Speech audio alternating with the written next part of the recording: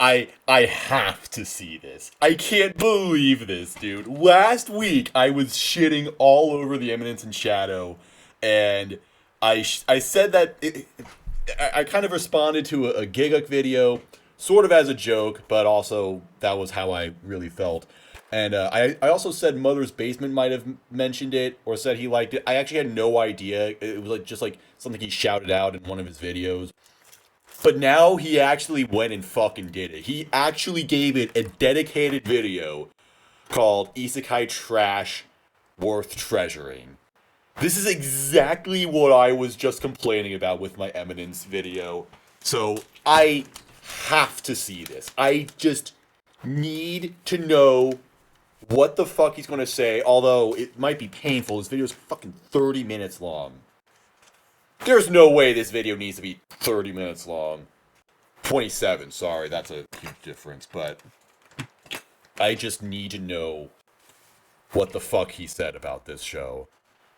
So, you know, if anyone's watching this with no context, is like, why I'm doing this, whatever. The context is that I fucking hate Eminence and Shadow. Just did it, last week I posted a video saying that it's this, I hate everything that it stands for in anime.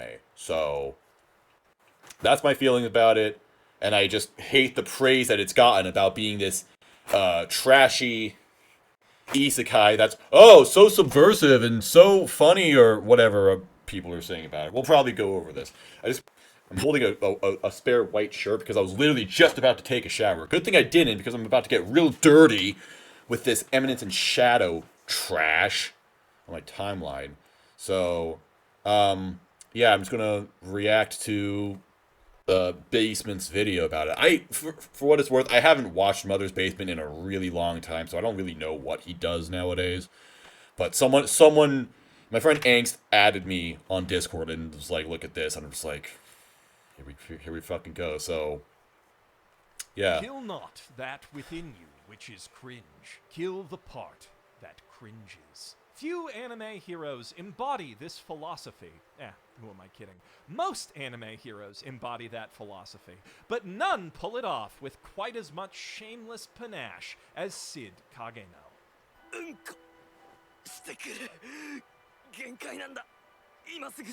This was such a funny scene. This went on for like 5 minutes. By day, he wears the meticulously manufactured Him saying that he had to rags of shit his background pants. Character A at the magic sword school he got isekai'd into attending. But by night, he dons the pitch.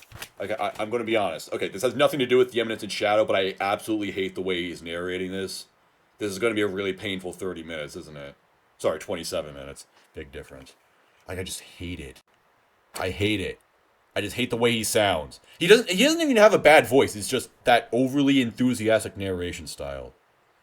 I had to give myself a 5-second break from that. Black cloak of the Eminence in Shadow. Mastermind behind a cadre of anomalously hot spandex-clad fighting ladies known No, they're not as hot. Shadow. None of them are hot. And together, they hunt down members of a demonic conspiracy that's controlled the world from the shadows since ancient times. He's trying to do like a voice. I don't know what voice, but he's trying to do some kind of overly dramatic voice with a bit of an accent as well. Like, I think he was trying to throw in a British accent at some point, but it's like, he's like simultaneously not doing that.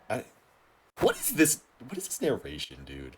Or at least that's what he pretends. And look, I know I'm not the best narrator of videos myself. If you watched like Mozilla Fennekin or watched Mozilla Fennekin in the past, it's actually a lot harder to narrate a video than you might think, but still.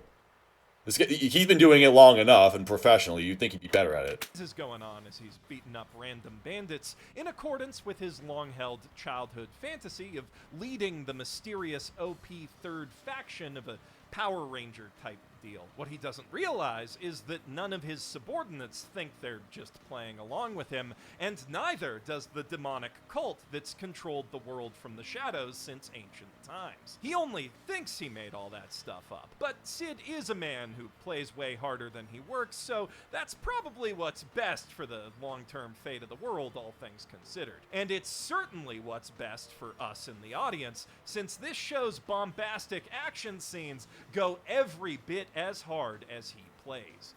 What? No, they don't. How do they go hard? First of all, they're completely pointless because the main character can just do whatever he wants. And second of all, the animation sucks. Like, the visual style for this anime just sucks. It just sucks visually. It does not go hard. How the hell does it go hard? That's the only thing I have to say for right now, because he's just been talking about what the show is, which is like, whatever. That's what the show is, so cool. Shadow isn't quite as absurdly powerful as your son's Goku or Anos's Voldigode, but what he lacks in stopping power beyond the scale of... By the way, it's Anos. By the way, Anos Voldigode. Please get it right. So don't trigger me like that. Don't speak ill of my guy, Anos. Anos's Voldigode, but what he lacks in stopping power beyond the scale of a conventional nuclear warhead, he more than makes up for with sheer being strength. Annoying. And I'm not just talking about the incredible animation. Ano. What show are you watching? Incredible animation? The animation fucking sucks. What? What? What? Now you're just making shit up. Okay. This may get to say some pretty badass lines like, "Did you really think stopping time would stop me?" But to him, those are all just statements of fact, not carefully rehearsed zingers. And by not caring enough to, for example, name any of his attacks, he kinda auto-loses a lot of cool points to even the slow, powerful build-up of a good Kamehameha! But even that's not intentional on Goku's part. It's just a byproduct of the entire Dragon World operating on wrestling logic. So because Anos doesn't make up his powers or his names, he's not as cool. Like, he just the fact that he is literally so powerful, he can just do it at will without having to do any extraneous bullshit, that somehow makes him less cool. I don't know. I guess if that's how you feel. I completely disagree with that. I think the fact that Anos can do what he does so effortlessly and doesn't have to have some kind of elaborate naming scheme for all of his attacks. The fact that he doesn't have to... I don't know. Whatever. Whatever it is that you think that the guy in Eminence and Shadow has to do that makes him look... Whatever the guy in Eminence and Shadow does to make himself look cool, the fact that Anos doesn't do that is infinitely cooler because it's not annoying. It's not extra. He just does it because he can do it. And that's cool to me. Protag-kuns, only Sid has the genre awareness and dedication to spend the countless hours posing in front of a mirror that it takes to come up with something as transcendentally cool as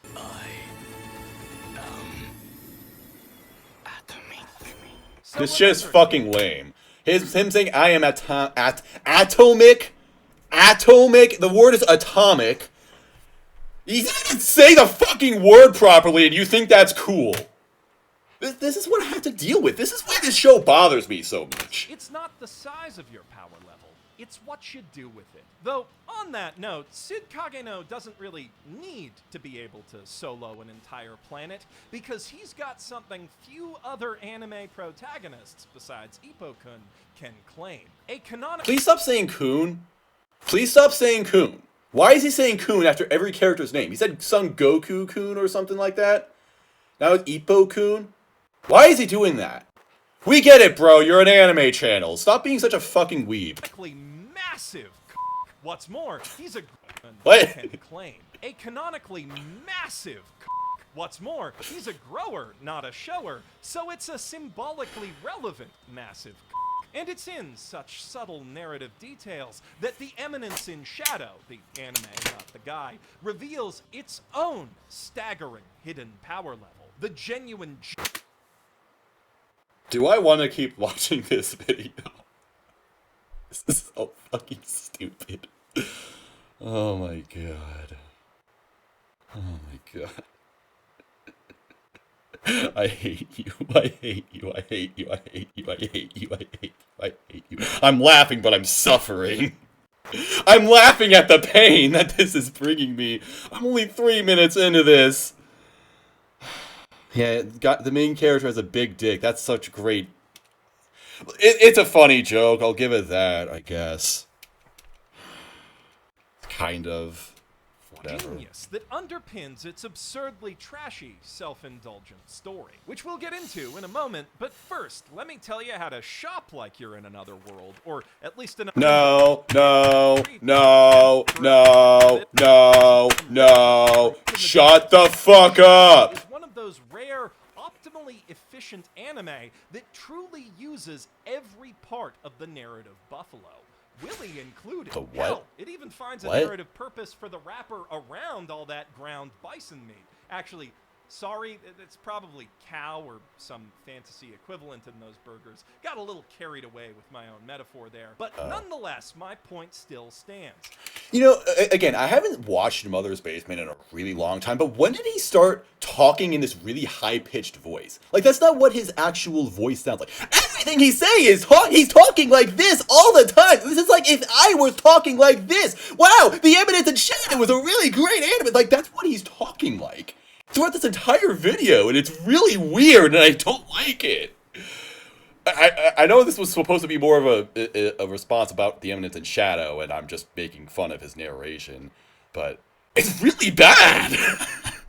It's really cool how the increasing prominence of burgers and burger wrappers in the back half of the series, A, provides evidence of the increasing influence of Shadow Garden via their Mitsugoshi Company front, B, highlights how different this world's culture is from our own, with fast food being a high-class novelty there, and C, creates a symbolic through line for when Rose is stripped of the last shreds of her old life and becomes number 666 at the story's conclusion. The setting itself is also carefully constructed to be ideally fertile ground for Gamma to introduce the modern innovations that Sid told her about from Japan, like chocolate and burgers. From the gaslit buildings and streets, which still carry horse-drawn carriages. The setting is like fine. The influence of Shadow Garden and like the Japanese inventions being in this world and growing in influence. That's like, I guess, the best part about this series. I'm just not impressed because Konosuba was already doing that. Like, the whole plot of Konosuba is that it's supposed to be a Demon King series, where Kazuma and Aqua have to fight the Demon King, but then Kazuma just invents a kotatsu and other stuff from the real world, and then sells it for like $300 trillion. He just becomes the richest person in the world. Or he's in the process of doing that. Like, that already existed. So now the Eminence in Shadow does it, and it's real smart. I don't get it. To the massive steam engines that now connect its various cities, to the primitive guns wielded by bandits and soldiers, this is a world clearly in the throes of a pre-electric industrial revolution. One Wow, where massive well societal spotted. change comes in a matter of years, not decades, and it's hardly surprising to see the nature of commerce, culture, or cuisine shift overnight. On an aesthetic level, too, the blend of early modern industrial elements and scientific knowledge with full-blown magic gives the series a rare and enticing vibe similar to that of Full Metal Alchemist, which is most certainly a great move from a marketing perspective, as everyone loves Full Metal Alchemist. But what I love most about Eminence's setting is how all those distinct aesthetic elements are themselves incorporated into the narrative and action. I mean, you can't just put a train in an anime and not have people fight on top of it, so that much was probably a given, but the way the school's gaslight... Yeah, look at this. Look at this amazing animation of them fighting on a train. This really, wow. That looks so great. People fight on top of it, so that much was probably a given. It really looks like this train is moving through places. What a brilliant demonstration of how A, this anime has great fight animation, and B, they're fighting on a train. Cool. The way the school's gaslight system is used to demolish it in spectacularly pyrotechnic fashion at the end of the second arc was a very satisfying. Look at this fire response. animation. And I'm still not done So praising beautiful. the setting, because that system even works on a symbolic level. I mean, think about it. Could there be a more perfect way to light the setting of a story where the protagonist is gaslighting literally everyone, including himself? I think not. Okay, that... Y'all motherfuckers just be saying shit at this point. Oh, gaslighting. Wow. Amazing symbolism, guys. Brilliant. English colloquialism did only recently rise to prominence, so it's highly unlikely that Daisuke Aizawa actually intended that connotation in his original 2018 web novel, but it is exactly the sort of coincidence that Shadow would take full credit for if you pointed it out to him. And also, I lied! The term originated in a popular movie from 1944, so it's totally plausible that the Japanese might already know what gaslighting is. And not only is it plausible, but here's a Japan Times article proving that they do. Checkmate, atheists. The wisdom of the shadows knows no bounds. On that note, what is this video? like he is literally just saying stuff to sound smart, and also trying to be funny, which is not working because I'm not laughing. Like he just spent so long talking about how the setting is great because the main character is gaslighting everyone, and there's gas technology. Wow! Brilliant! How the series uses 4 of the original 7 shadows to disseminate Cid's wisdom from Earth into its broader fantasy setting. With Ada rapidly modernizing technology and architecture, Gamma selling the results of her R&D along with modern food and consumer goods in her modern department stores, Epsilon proliferating the classical piano pieces that are so essential to his Eminence's aesthetic, and Beta ensuring that everyone in the world gets his Dragon Ball and Shakespeare references by plagiarizing her way into a successful writing career. The concept of striking it rich in an isekai world... Isn't it so cool how the main character knows stuff?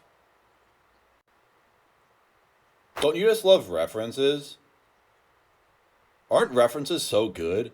You get to look at something and go, wow! Oh, you mentioned Dragon Ball. That's a thing I've seen. I've watched Dragon Ball before. Wow. He's just like me. At what point does he actually talk about why the anime is good? Because this has literally just been, oh, here's stuff that's in the anime. Who? What? Oh, we still have 20 minutes of this video, so don't let me down, Mr. Basement. Knowledge from our real one is a popular non-violent alternative to the action-oriented wish fulfillment we typically see in the genre. But no matter how OP a protag-kun gets, it Stop saying kun! Our suspension of disbelief if he or she is too successful in too many areas, especially if he's also out kicking ass and taking names with his super-powered fantasy powers. But if you have half of Protag Kun's harem live that fantasy for him, then you can just go whole hog on. Did you just say harem? Is that a thing people say? I thought he like said Aharon-san for a second. That show from last year. An anime that's way better than The Eminence in Shadow, despite having 0 similarities to it. Especially in the fact that it's good and Eminence in Shadows anyway. Any way that you want. And you can even make a very funny joke out of him being jealous of all of their success. But again, all this goes beyond pure entertainment value and actually helps to strengthen the structure of the plot. Epsilon's status as an acclaimed, in-demand concert pianist puts her in a perfect position to spy on the world's upper crust. Beta's career as an author provides cover for her to research topics that might otherwise get the cult's attention, and to write her epic Shadow-sama fanfic on the side where she replaces every other waifu in the show with herself. Gamma's business acumen generates funding and political capital for the organization to take advantage of, and Eita invents the gadgets. That one's pretty self-explanatory. The girls of Shadow Garden are all rich, varied, and flawed characters who each contribute to the functioning of the organization and the progression of the plot in distinctive and meaningful ways. And the same can be said for basically every other recurring character in the show, most of whom are also kick-ass women. I'm not about to pretend this anime is some empowering work of feminist art. The girls of Shadow Shadow Garden also all wear skin-tight magic slime suits that can make Talk about the huge fake episode boobs where if they just want, talk and about frequently their melt boobs for off their bodies due 20 to minutes. various magic shenanigans. And the That was a semi-feral great wolf scene. girl in particular has a habit of turning most of her clothes into huge weapons, Bayonetta style, leaving only a teeny tiny bikini to frame her rippling lady abs. None of which I'm complaining about, to be clear, but I can see why someone else might. Also, the series starts off Thank with, you. like, Thank you 4 for different validating my damsel feelings. kidnappings in the space of 3 episodes, plus another 7 implied off screen, and that definitely is a lot much, but if you dismiss this anime out of hand on those grounds, you would be throwing out a lot of strong, self-motivated babes, all of whom have significant plot agency, and a few of whom are serious rivals to the protagonist, along with all that ecchi bathwater. Yeah. I love how he's talking about how cool these characters are. Motivated babes, all of whom have... Yeah, this is a really great shot to make your point. Like, each of them gets so little screen time that I can't get attached to them, and they all just feel like random stereotypes or just random caricatures, whatever the fucking word is. I'm trying to sound smart here. Like, significant plot agency, and a few of whom are serious rivals to the protagonist, along with all that ecchi bathwater. God. Do they actually matter to the plot? I didn't feel like they did. It just felt like the main character was doing whatever, and then these girls were doing whatever, and they had very little connection to each other. Like, the main character is so unaware of everything that the other girls are doing that it's just like, why does any of it matter? Serious rivals. I know he explained why it matters, but to the whatever. protagonist, along with all that ecchi bathwater. God, I want to drink it so bad. What was I talking about again? Right, the characters, which are almost universally fantastic. Anyone with any sort of speaking role in this show is clearly following their own independent path through its world. And whenever those paths happen to intersect with the main plot, they always have a clear character-motivated impact on it. As I watched the series, the motivation is that they want to suck the main character's dick. That's it. I'd all but forgotten pop their heads back up in unexpected places, or reveal new layers to their previous actions. And fans of the source material can tell you that every character from every episode will be fair game for callbacks and comebacks as we move into season 2. Of course, not every recurring character is going to play a significant role in the plot. Sid picked his best friends, Potato and Skeletal, specifically for their uncanny ability to never be doing anything remotely useful or plot relevant. And there are plenty Isn't that so great? Isn't that so great that you get so much of this show with the MC Kun or Protag Kun with his friends that are just useless and annoying, and their entire characters that the entire point of them being there is that they're useless and annoying. Isn't that so great? Isn't that so much fun to watch? Also, thanks for telling me that the characters like exist and they'll be back in season 2. Thank you for explaining me the importance of a character, Mr. Basement. Dudes with dumb puns for names who are Great garbage character writing is the name of this chapter. How the fuck does that even make sense? Great garbage character writing. Look at this. You see this, guys? This isn't any other garbage. This is great garbage. Because I don't know. I said so. I put it there and I thought it was cool. What? This is why I'm so dismissive of the Eminence and Shadow. It's like people can only praise it by calling it trash. And I'm like, if it's trash, then I don't like it. Why would you want trash? Why would you embrace this? Like, you enjoy trash? What the fuck is wrong with you? Like, people think I'm weird because I don't like this show, because it's fucking stupid. Help fill out a crowd or move a scene along. But you need crowd useful or plot relevant. And there are plenty of other dudes with dumb puns for names who are just there to help fill out a crowd or move a scene along. Oh yeah, and also all the characters that don't matter having stupid names, like Potato.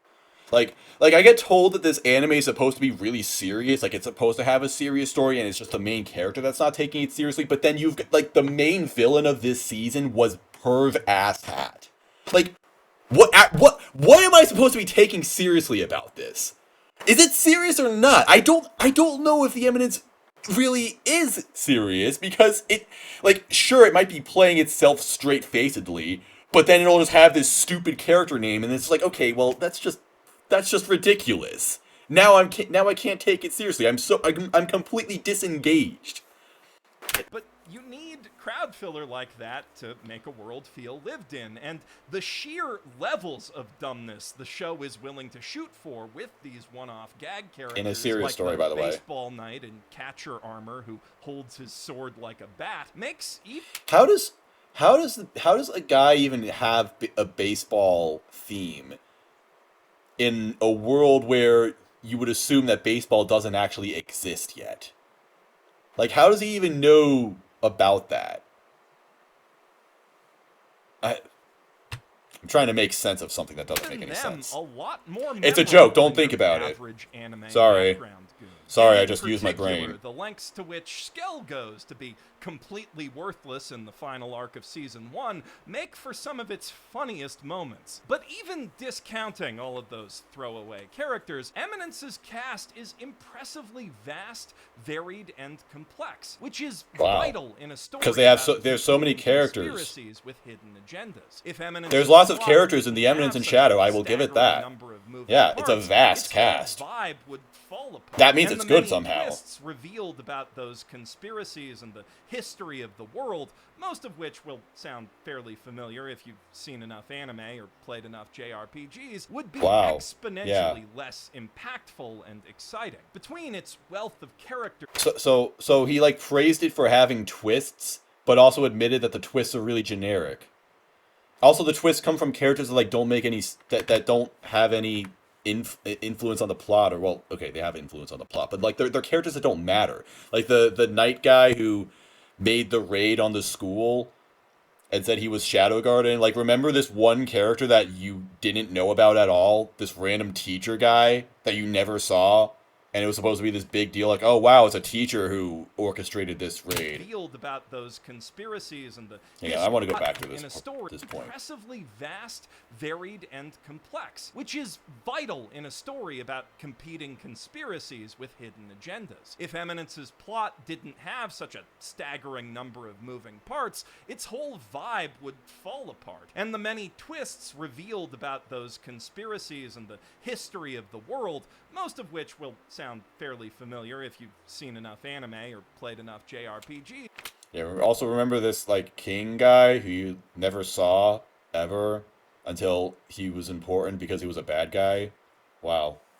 Yeah, this really is garbage character writing, I'll give it that. Would be exponentially less impactful and exciting. Between its wealth of characters and all its rich veins of lore, the Eminence in Shadow is just so good at creating that feeling that there's way too much going on to keep track of it all, which makes... Yeah, there is. Why is that good? I love not being able to follow along with the story because a bunch of things just happen from characters that you've never seen before, and they're also really boring characters, so you don't even care why they're doing it. Wow. Competing masterminds feel all the mastermindier. But because our main perspective character is more Big or less brain. completely caught up in his Big own brain word bullshit right there. throughout all of that, we're not forced to feel overwhelmed by any of it. Yeah, because I don't Like how care. Doom Guy's obsessive focus on demon murder allowed id Software to cram an obscene amount of world-building detail into Doom 2016 for those who want to look for it, without it ever threatening to bog down the plot. It's a clever demonstration Okay, of how wait, what? So, did he just compare optional world building, like optional game logs that you read on your own terms, that you engage with on your own terms, to a story that you're just going to watch, and it's going to be presented no matter what? Like, you're just going to watch a scene of something happening that you don't care about, and that's somehow the equivalent to, like, a game log that builds upon a story that is just out of the way and you don't have to read it if you don't want to? Like, you can just, you can play Doom 2016 without reading that stuff, I assume. How is that the same as a plot detail that you just don't care about that you're going to watch anyway? Huh? Am I, like, getting this right? Let me go back. He caught up in his own bullshit throughout all of that. We're not forced to feel overwhelmed by any of it. Kind of like how Doom Guy's obsessive focus on demon murder allowed id Software to cram an obscene amount of world-building detail into Doom 2016 for those who want to look for it, without it ever threatening to bog down the plot. It's a clever demonstration of how the right narrative framing or tone can allow a writer to effectively have their cake and eat it too. It's also, it's not even a comparable... Like, even if what I said about Doom 2016 isn't completely correct, it's not even a comparable medium, because at least with a video game, you can have a story that doesn't matter, that just goes on while you're playing a game. Like, you're doing something that you want to do in the game by playing it. When you're watching an anime, you're just watching the anime. Like this would be like saying, if I didn't enjoy watching the anime, I could just, like, have it tabbed out and then go on Discord and talk about something else. Or something else. Something like that. I have no idea what kind of point that was. That was really weird. Like, you can't compare optional video game story details to scenes in an anime that are just there. Like, there's no skip cutscene button in an anime. And one of many reasons, I think, any aspiring authors watching this anime should take copious notes. Yeah, if you're an aspiring author and you're inspired by this anime, welcome to the death of literature, everybody. I mean, it sucks enough that this anime is so derivative. Yeah, let's bring in more authors who are just gonna rip shit off. Oh my God. To say the script and characters are completely airtight, though. At first, it's a little hard to buy that Sid could really be completely unaware that both Shadow Garden and the Cult of Diablos are real, considering just how many girls he rescues from them before the story even begins. But don't you worry. Hang on. But a little... Say the script and characters are completely airtight, though. At first, it's a little hard to buy that Sid could really be completely unaware that both Shadow Garden and the Cult of Diablos are real. I rewound that because I thought he said that he was aware, and I was about to say, no, he's not, but he actually...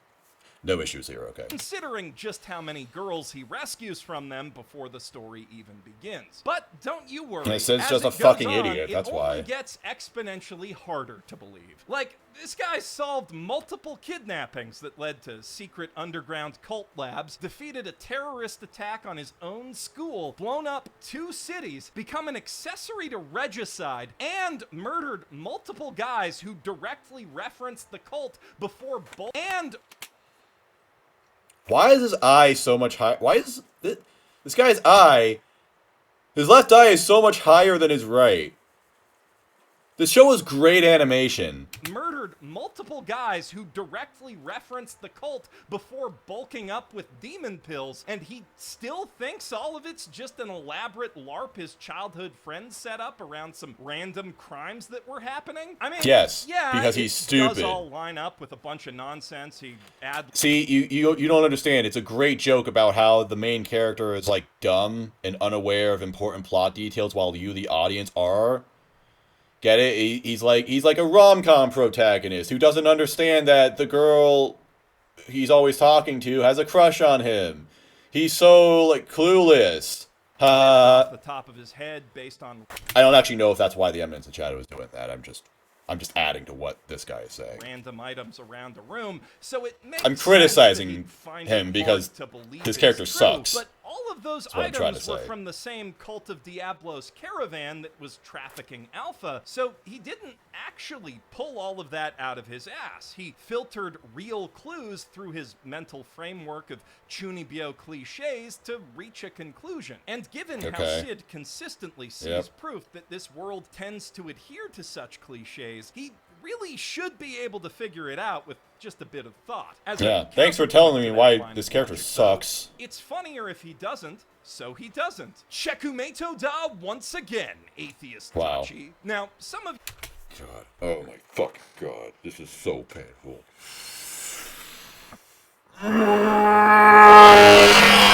I just had to listen. You know, it's good that I'm recording this and I'm posting it so that you also had to listen to that. Jesus fucking Christ. Wow, isn't it so great how the main character is just like completely fucking stupid and clueless? Great writing. That's so entertaining.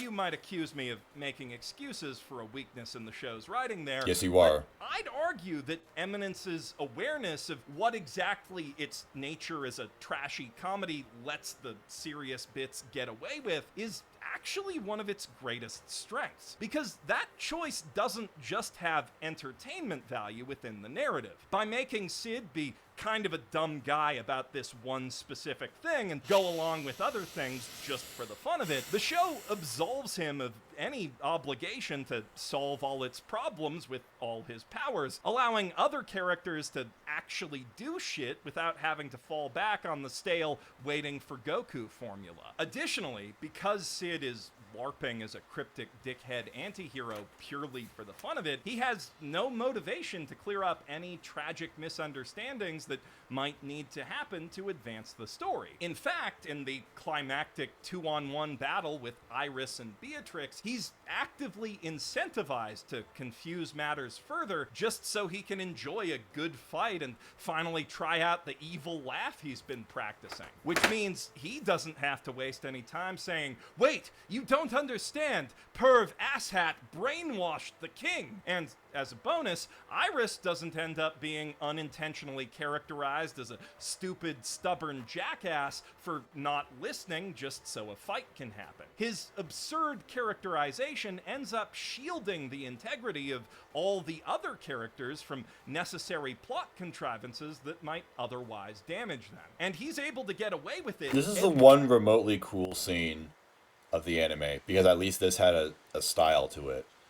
This has nothing to do with what he's talking about. Everything he's saying is stupid. Isn't it great how the main character is just like a fucking idiot who doesn't say anything? Cool. Whatever. Doesn't matter. I don't care. I just wanted to point out this one thing. Every single time. Don't worry, guys. I can compliment Eminence and Shadow on something. Sid's distinct mix of unironically. total genre awareness and total situational ignorance is endlessly fun. We don't ever want him to stop being the kind of guy who'd actively try to avoid all the protagonisty waifus after his canonically massive just to keep up his NPC persona. Or, you know, I just hate when you're gonna make a joke with an explicitive, but then you censor the explicitive. Like, why even write that? You know you're gonna say cock. You know you're gonna say it multiple times over. Why do you have to censor it afterwards?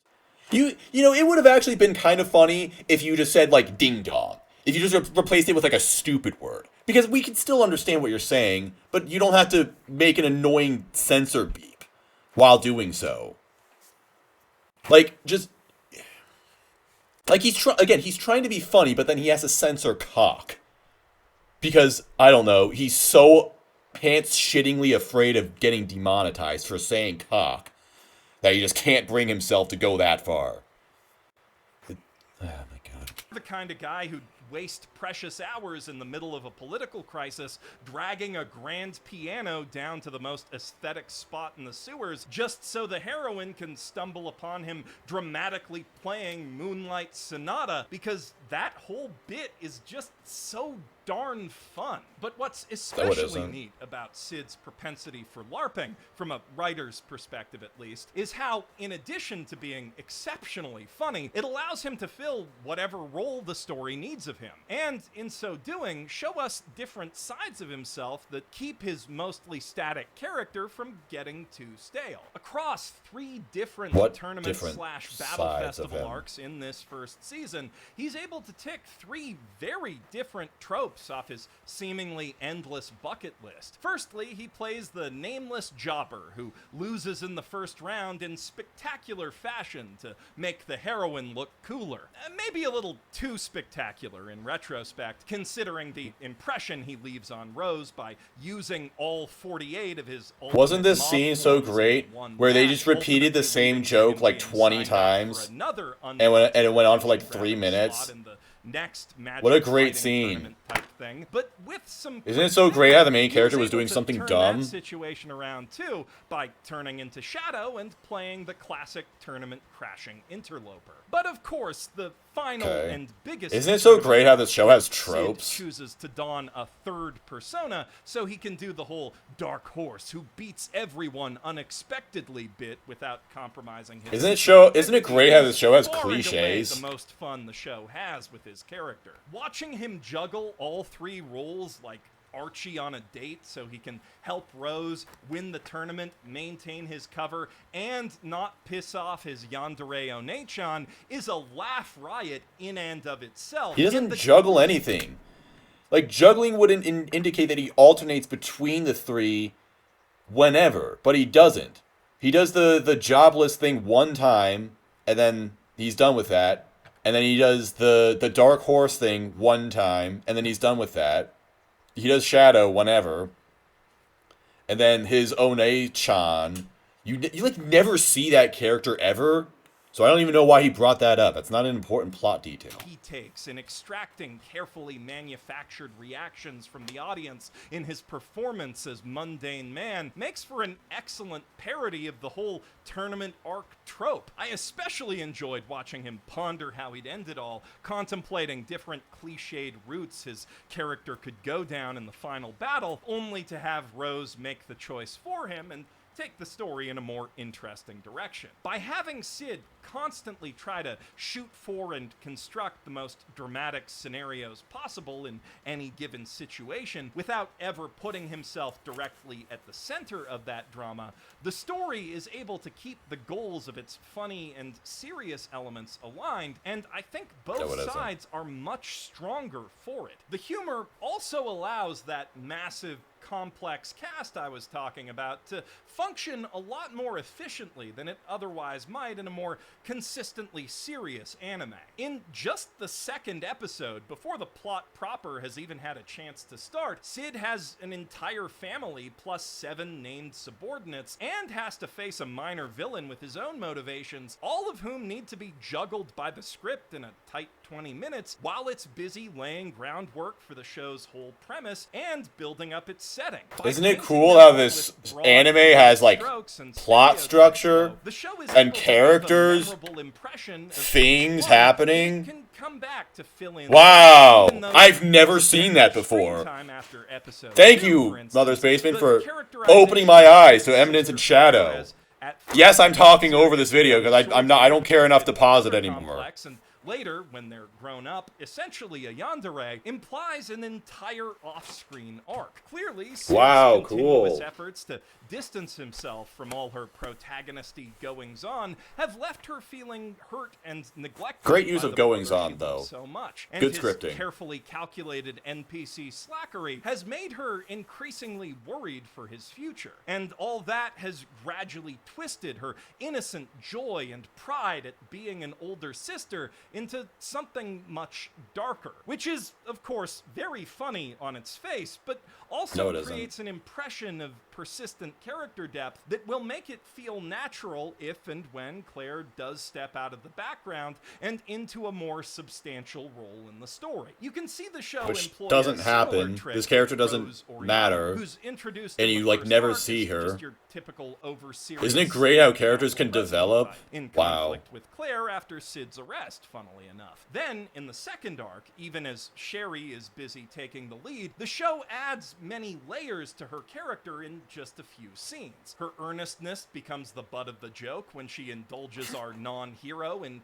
Alright, him saying butt of the joke while showing the main character's butt was the only good joke in this entire video. That is the only thing that got a chuckle out of me. Trying out all of his background character pratfall moves back to back. Then that joke gets even funnier when, in her naive innocence, she's convinced that he fought so hard and ultimately took a terrorist sword for her because he has a crush on her. When the stakes of the story are raised, though, the love she believes he had for her believably motivates her to lead the students' counterattack on the invaders and help save the day. And when we move into the next arc, her single-minded and one-sided drive to unstar-cross the love between herself and the unwilling background character creates a situation where Shadow has to make an appearance to cover his alter ego's ass, moving the whole story forward. Most of that's played for laughs, and she's very much a supporting character in the Holy Ground infiltration arc,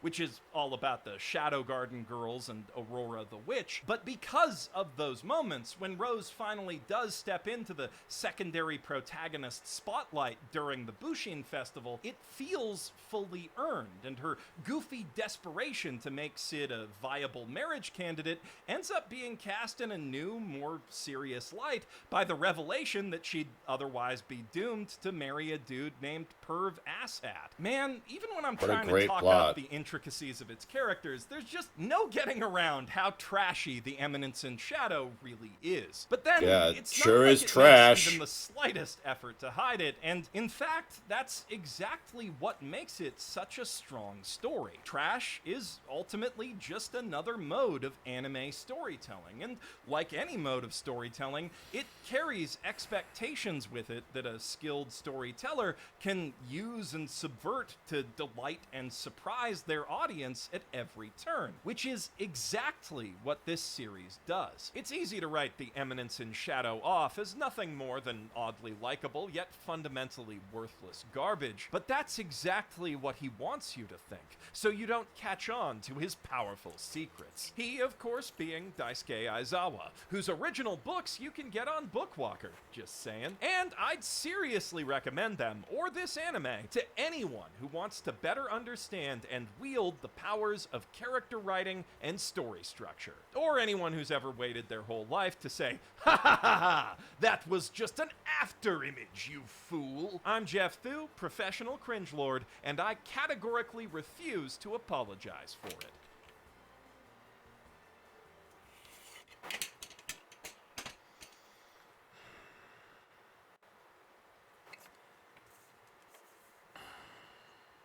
But that's exactly what he wants you to. Like any mode of storytelling, it carries intricacies of its characters. There's just no getting around how trashy the Eminence in Shadow really is. But then, it's not like it makes even the slightest effort to hide it, and in fact, that's exactly what makes it such a strong story. Trash is ultimately just another mode of anime storytelling, and this is exactly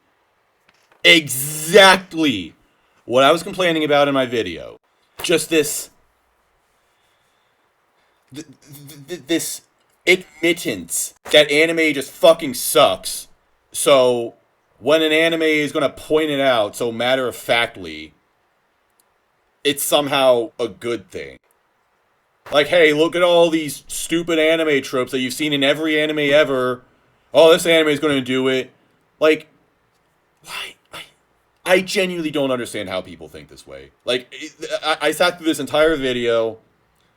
I don't understand how he came to all these conclusions. I don't understand how he appreciates this.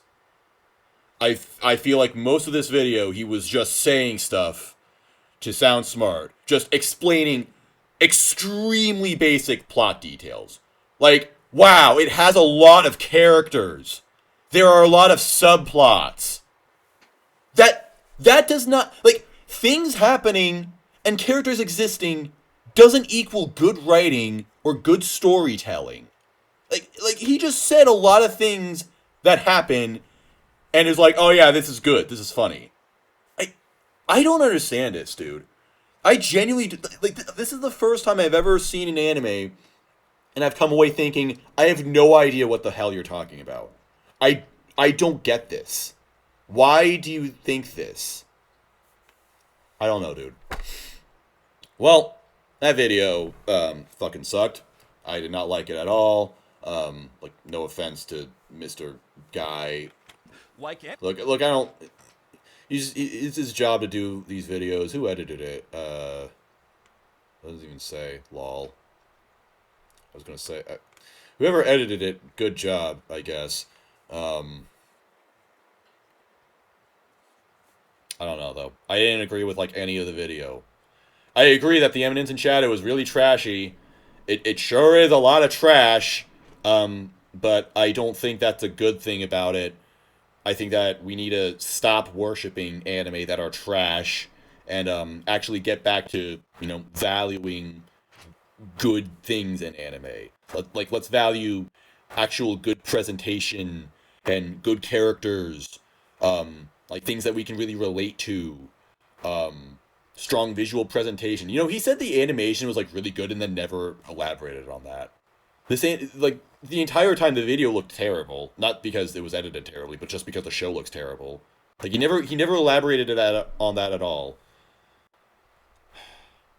I want originality in anime.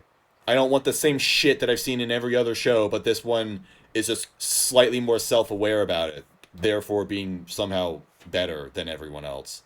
That's what I hate so much about this. It's good that he brought up the Misfit of Demon King Academy, because I was asked about that, like, why do I like Misfit of Demon King Academy but not this show? Because the Misfit isn't so up its own ass about itself. Yeah, it's doing all of the trashy anime tropes that you've seen before, but it isn't like winking at the camera and going, when we do it ironically, so don't think that we're just like all those other shows. Like, no. The Misfit absolutely is the tropes, but I don't think that being a trope is necessarily bad, because I think you can do a trope well, and I think Misfit does do its tropes well. I think it's actually a bit of a refreshing take on the overpowered main character, because he's so overpowered, and everything that happens around him is actually really serious. But I also like how some characters like don't really react to all the crazy stuff he does. Like the girl who's really quiet is just kind of like thoroughly nonplussed by everything the main character does, but it is still extremely and readily accepting of it. This anime is just, hey, here's this trope, but we're doing it on purpose to be stupid. And I don't know. I talked about this anime way too much. I talked about it in my video. Watch that video. I just hate everything this anime stands for. And videos like this that try celebrating it but don't actually say anything substantial about it. It's exactly why I dislike this anime so much. And why I'm so genuinely baffled by the reaction to it. I wish people who talked about anime actually liked anime. That's what I wish. I wish these people actually seemed like they really cared about anime, instead of just passing up the new, or trying to sell you the newest popular thing as like a really good thing. Like, it's ridiculous. It's so ridiculous. I'm so over this. It's terrible.